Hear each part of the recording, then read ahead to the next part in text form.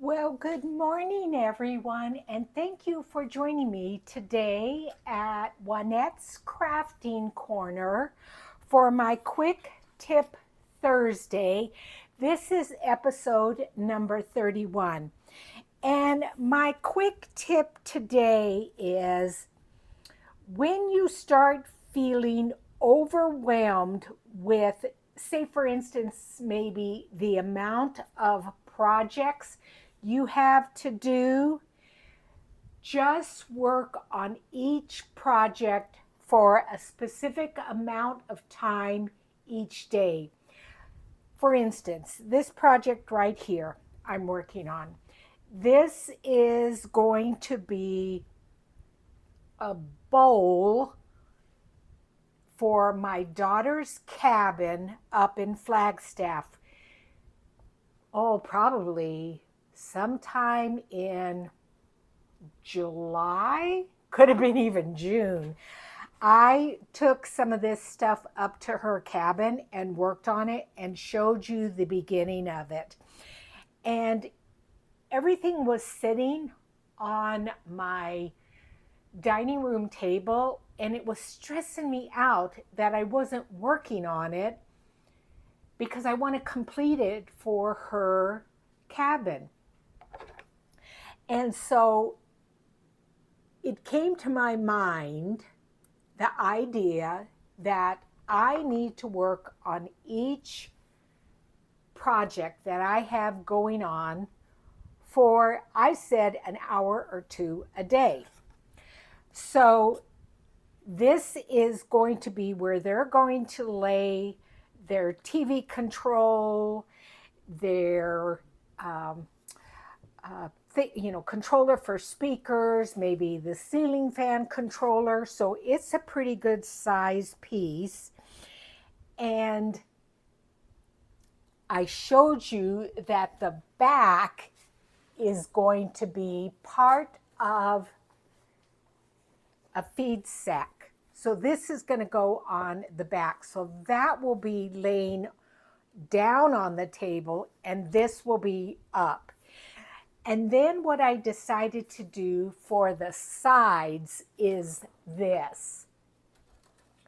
Now I cut up another old feed sack, and here's some of what the side is going to look like. So I think I'm going to have this edging up. And so it's going to go around it, and it may go down like that. It may go like that. I don't know how tall to have it up. Probably about like that. So you can see I've left some room, like I'll be able to tuck it underneath there. So I think that's going to be perfect. And I went ahead and started doing some stitching. But I thought to myself, now how am I going to make this stand up? And I came up with this idea.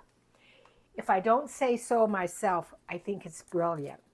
Now, I told you that the cabin is very rustic, and my son-in-law has even put up some of his grandfather's old tools because the ceilings are quite high. And so he has mounted up on the walls high up some of the, like an old saw and an old, I don't know, chopping hatchet or something like that.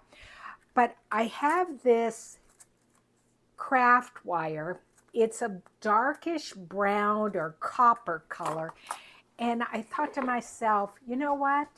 Since this is going to be so rustic, why don't I just thread some of this through this old feed sack? And if you can see, so I just poke a hole and pull it through. It feeds in there quite easily.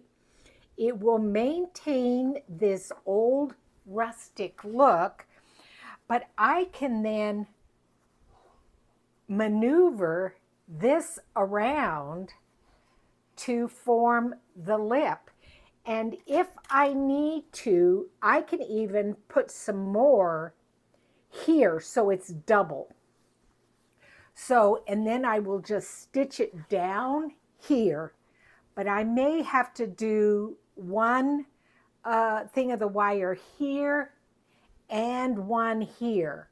I might even do 3 so that it's got some good strength. But isn't that fantastic? I mean, I think that's a pretty good idea, if I don't say so myself. So I will be doing stitching here so that it matches. And then let me just show you some of the things that I've done with this piece. So I did some thread painting here, and let me just bring you guys down so you can see a little bit better. So here I have inserted a picture of the coffee table, and I believe my son-in-law's father made this table. And you can see it is a big, beautiful coffee table. Okay, so I fussy cut this iris out, and I did do a little bit of thread painting through here. I have a small little yo-yo there, and then this is, what is this stuff called? It's like a really thick, oh man, I wish I could remember things. It's this stuff. I cut it from Steph Francis. So I just stitched a little bit of that in there. I cut up a tiny bit of the feed sack, stitched it around here. Another small yo-yo, like I said there. I've got some lace here. I took some of this fuzzy cotton tape and just stitched it there. Bring this around. I fussy cut this image out, and I've started doing some thread painting in there. I've got another yo-yo here and a little bit of lace there. This is going to be completely covered. You're not going to see any of this, I don't think. And then some more of the technique from Fleur Woods, from the class I took with her. Then I've got a small little yo-yo here. As I turn it around, I've got another yo-yo here. I laid a piece of lace here. Some more of the feed sack there. I did a couple of, I had a leftover piece of this kind of mustard yellow thread, and so I just did a couple of French knots in there. A yo-yo here, a little piece of the feed sack there, and then as I come around here, this is a piece of lace, and I just took 2 strands of thread and I just went in and out of, here's another piece of the lace. So you can see how it's got these little holes in there. So I just went in and out with the darker thread and attached it down like that, and I may put another little piece over there.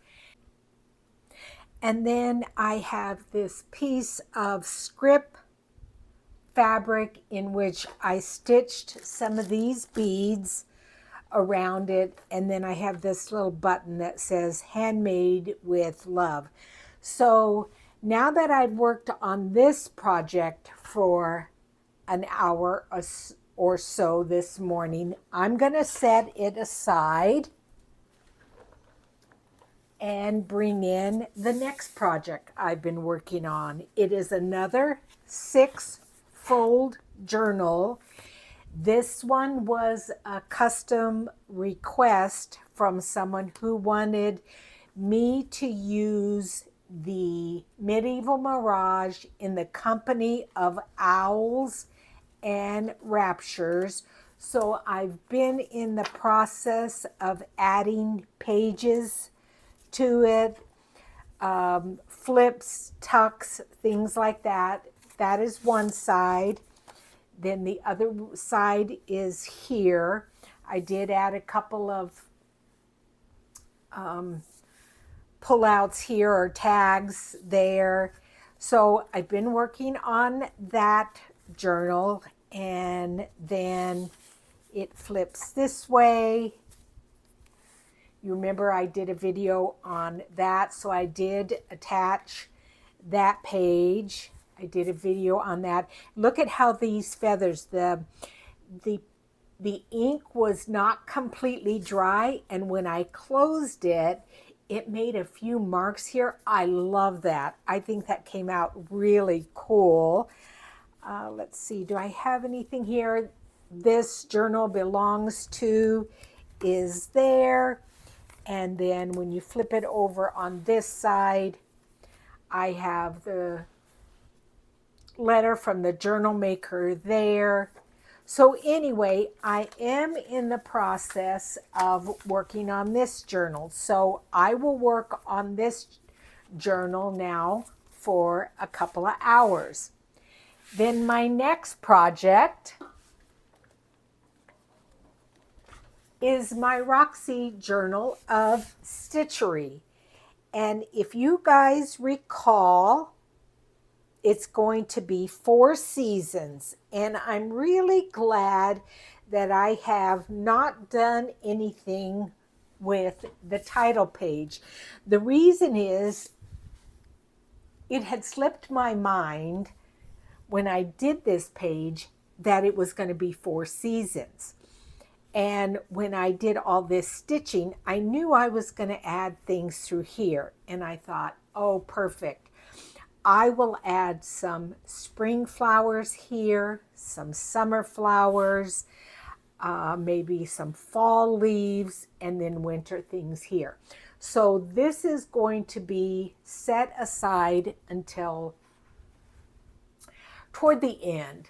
And then I worked on this. I added the bulbs here. I had stamped this on a piece of fabric and then just did some canthor stitching there. So that's ready to go in. I didn't do any more on my nest piece. I thought that one was pretty complete. I may do some canthor stitching through here, but I think that one's done. And then I worked on this piece, which was the spring blooms. I finished doing the thread painting through here, the thread painting through here. I did do some thread painting on the leaves here, a little bit there and a little bit there, and then just canthor stitched spring blooms there. So anyway, that's my tip for this Quick Tip Thursday is don't be overwhelmed with the amount of projects you have going on. Just work on each one for an hour or 2 or even 15 minutes per day. Anyway, thank you so much. I appreciate each and every one of you, and I'll see you again soon. Thanks and bye-bye.